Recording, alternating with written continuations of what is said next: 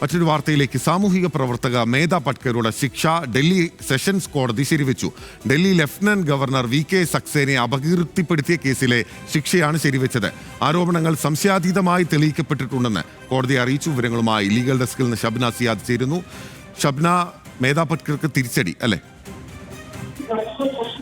ദിനിൽ, തീർച്ചയായും ഇത് 23 വർഷം മുമ്പുള്ള ഒരു കേസിലാണ് ഇത്തരത്തിലൊരു വിധി. 2.5 പതിറ്റാണ്ട് മുമ്പുള്ള ഈ കേസിൽ സാമൂഹ്യ പ്രവർത്തകയായിരുന്ന മേധ പട്കർക്ക് ജയിൽ ശിക്ഷ വിധിച്ച ഡൽഹിയിലെ ലഫ്റ്റനന്റ് ഗവർണറായ VK സക്സേന നൽകിയ ഹർജിയിലാണ് മജിസ്ട്രേറ്റ് കോടതി ഇത്തരത്തിൽ ശിക്ഷ വിധിച്ചിരുന്നത്. അതോടൊപ്പം തന്നെ സക്സേനയ്ക്ക് 10 ലക്ഷം രൂപ നഷ്ടപരിഹാരം നൽകണമെന്നും ഡൽഹിയിലെ മെട്രോപൊളിറ്റൻ മജിസ്ട്രേറ്റ് കോടതിയാണ് വിധിച്ചത്. ഇതിനെതിരെയായിരുന്നു ഡൽഹി സെഷൻസ് കോടതിയിൽ മേധ പട്കർ ഹർജി നൽകിയത്. ഈ ഹർജിയാണ് കോടതി തള്ളിയത്. ഏപ്രിൽ 8-ന് മേധ പട്കറോട് കോടതിയിൽ ഹാജരാകാൻ നിർദ്ദേശിക്കുകയും ചെയ്തിട്ടുണ്ട്.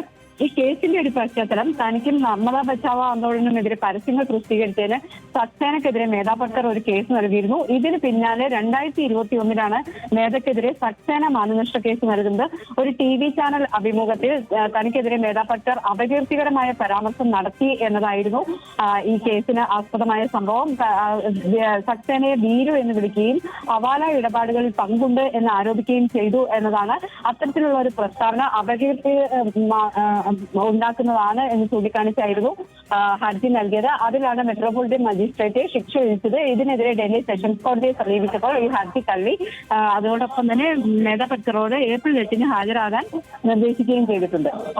ഓക്കെ, വ്യക്തമാണ്. ഷബ്ന സിയാദാണ് ലീഗൽ ഡെസ്കിൽ വിവരങ്ങൾ നൽകിയത്. 21 വർഷങ്ങൾക്ക് മുൻപുള്ള കേസിലാണ് ഇപ്പോൾ സാമൂഹിക പ്രവർത്തക നർമ്മദ ബച്ചാവോ ആന്തോളൻ പോരാളി മേധ പട്കർക്ക് ശിക്ഷ ശരിവെച്ചിരിക്കുന്നത് ഡൽഹി സെഷൻസ് കോടതി.